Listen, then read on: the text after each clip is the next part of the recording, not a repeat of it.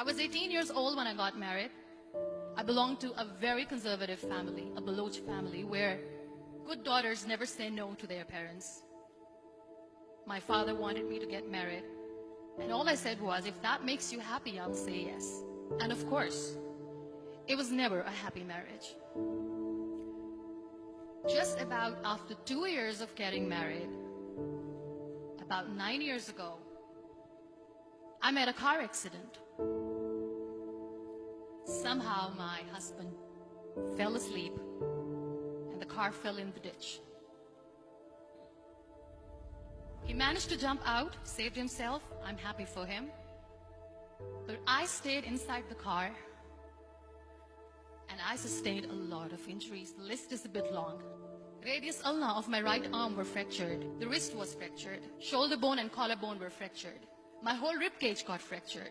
But that injury that changed me and my life completely was the spine injury. Many people came to rescue. They gave me CPR. They dragged me out of the car. And while they were dragging me out, I got the complete transection of my spinal cord. Those 2.5 months in the hospital were dreadful. I was at the verge of despair. One day, doctor came to me and he said, well, I heard that you wanted to be an artist, but you ended up being a housewife. I have a bad news for you. You won't be able to paint again. Next day, doctor came to me and said, your spine injury is so bad, you won't be able to walk again. I took a deep breath and I said, it's all right. Next day, doctor came to me and said, because of your spine injury and the fixation that you have in your back, you won't be able to give birth to a child again. That day, I was devastated.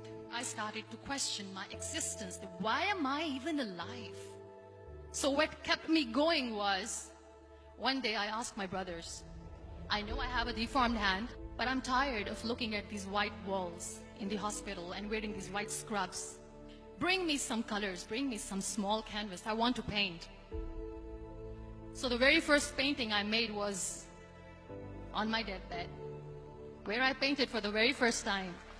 What an amazing therapy it was. Without uttering a single word, I could paint my heart out. I could share my story. People used to come and say, what lovely painting. So much color. Nobody could see the grief in it. Only I could. And that day I decided that I'm going to live life for myself. I am not going to be that perfect person for someone. I am just going to take this moment and I will make it perfect for myself.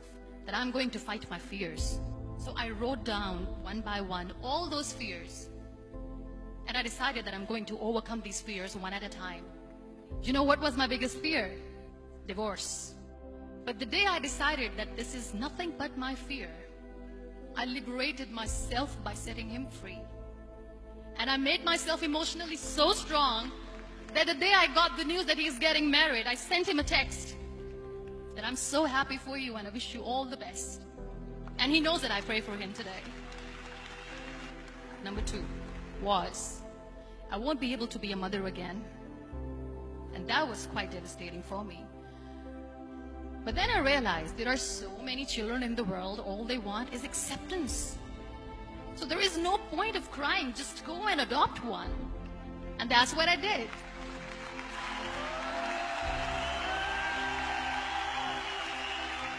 I gave my name in different organizations, different orphanages, and I waited patiently. 2 years later, I got this call from a very small city in Pakistan. I got a call and they said, are you Muniba Mazari? There is a baby boy and would you like to adopt? I could literally feel the labor pain. I said, yes, yes, I am going to adopt him. I am coming to take him home. And that day, Niall was 2 days old, and today he's 6. You know, when you end up being on the wheelchair, what's the most painful thing? People think that they will not be accepted by the people because we, in the world of perfect people, are imperfects. So I decided to appear more in public.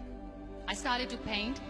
I have done a lot of modeling campaigns. I decided that I'm going to join the national TV of Pakistan as an anchor person.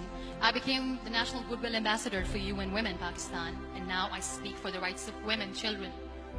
I was featured in BBC 100 Women for 2015. I'm one of the Forbes 30 under 30 for 2016. So when you accept yourself the way you are, the world recognizes you. It all starts from within. We have this amazing fantasy about life. This is how things should work. This is my plan. It should go as per my plan. If that doesn't happen, we give up. I never wanted to be on the wheelchair. Never thought of being on the wheelchair.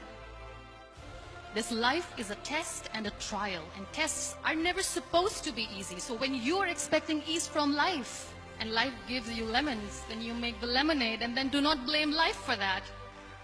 It is okay to be scared. It is okay to cry. Everything is okay, but giving up should not be an option. They always say that failure is not an option. Failure should be an option, because when you fail, you get up, and then you fail, and then you get up, and that keeps you going. Embrace each and every breath that you are taking. Celebrate your life. Live it. Don't die before your death. Real happiness lies in gratitude. So be grateful, be alive, and live every moment.